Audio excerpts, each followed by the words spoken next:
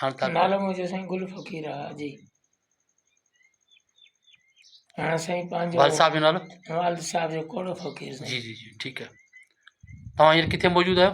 असां पीरबू दरगाह साईं जी जी तव्हांजे संभालींदड़ में शामिलु आहियो? शामिल जी जी असां दरगाह असीं संभालींदा जी आहियूं। जी हा हाणे ॿुधायो त इन पीर सूर्य बादशाह जो इबू फ़क़ीर सां जेको हिकिड़ो तालुक़ु जुड़ियो जी जी कीअं जुड़ियो थोरो इहो उन साईं तारीख़ असां ॿुधायो। खां वॾा कोड़ो फ़क़ीर हवाल कंदो हुओ असांजो बाबो जी वालिद साहब त माफ़े मंझि जमात सॻोरी खणी आई सूर्य बादशाह खे उतां गुज़रिया झंग तॾहिं वॾो हो पीरबू जी दरगाह में पोइ उन माफ़े मंझि उहो खणी आया त ॾिठो त भणा पीर साहिबु लही वियो उन मंझां लही वियो माफ़े मां लही वियो जमात हुते बीह रही 2 कलाक थी विया गर्मीअ जो टाइम हो पोइ असां खां वॾो वाल साहिबु ॻाल्हि कंदो हो पोइ जमात अची थरथले थी त पाण पीर साहिबु काॾे लही वियो। जी जी पोइ उन 2 कलाकनि खां पोइ आयो जमात सां मिलियो अची जमात खे चई बाबा हिते वॾो बुज़ुर्ग आहे पीरबू दरगाह हीउ वली आहे वॾो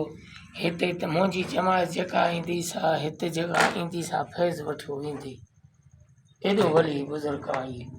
जी जी पोइ हुतां वरी ख़ैर जो माफ़ी मंझि ख़ैर जो वरी खयूं हलिया पंहिंजे दरगाह शरीफ़ पोइ असां पंहिंजो हिते ई दरगाह शरीफ़ रहियासीं।